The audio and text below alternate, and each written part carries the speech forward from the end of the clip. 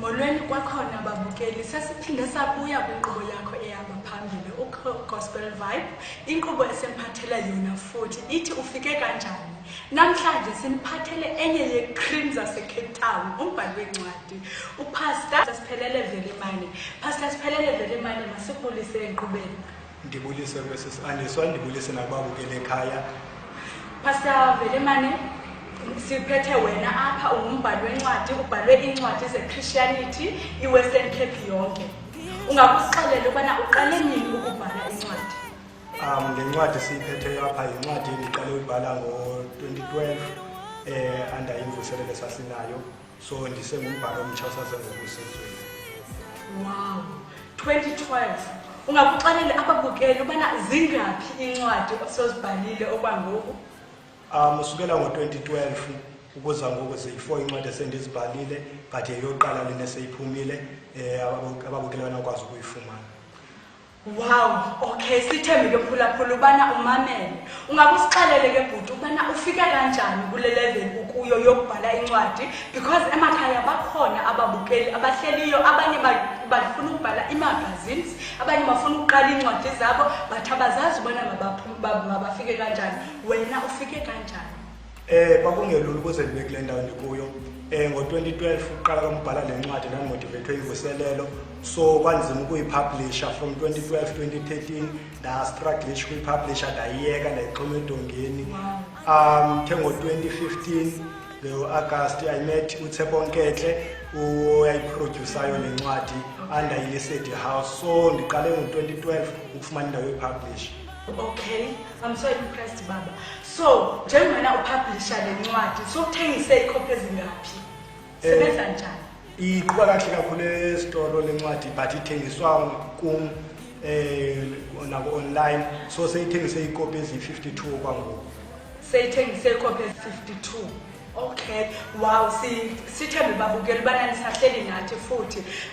Umbuzo wethu ke ngoku kuPastor, kho uxelele ababukeli, abantu abasaze ngobuse ezweni, abasifadishayo, abasafuna nabo ukufikelela kule level yakho. Ungakuthini kubo xa bacebisa ubana babefuna nabo ukubhala incwadi baphumelele? Ungathini xa bacebisa?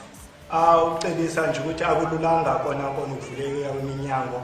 IBhayibhile ithi kuneminyango apho ivalekileyo, but not every door is locked. So akhona amaqanga avalekileyo, but umuntu okholwa uyakwazi ukuvuleka. So nakuma ingathi avalekile from 2012 2010 for 5 years ndingakwazi ukufumana indawo yopublisher, but ngo-2015 ndayifumana. So into esemntwini ukuthi akwazi ukunyamezela, abe ne-patience ukuze iphupha lakhe lifezeke. Okay, ngela xesha ubungekafikeleli kwelinqanaba lokupublisha incwadi, uye busenza kanjani ekuqaleni, because awuvelanga uyipublisha? Ekuqaleni wenze kanjani? Incwadi ndayiqala uyibhala ngesandla, ndiyibhala ngepen nephepha kuThukhwaya, ndingenakhompyutha i-PC yokuyitayipa kuyo. Then ndadibana netshomi yam eyayine-PC iqala istudio, ndayotayipa kuyo ndisebenzisa ikhompyutha yayo ebusuku.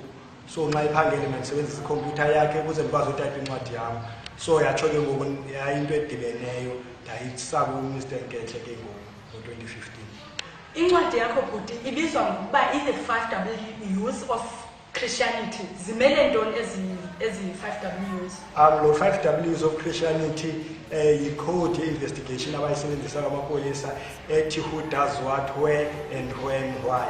So yile mibuzo nami ime kanjalo, what, no when, no why, no who.